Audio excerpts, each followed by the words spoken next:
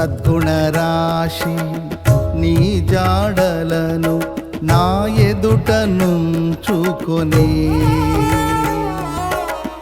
గడచిన కాలం సాగిన పయనం నీ కృపకు సంకేతమే.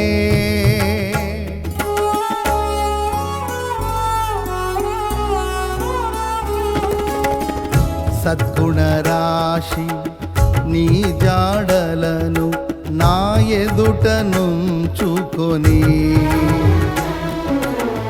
గడచిన కాలం సాగిన పయనం నీ కృపకు సంకేతమే.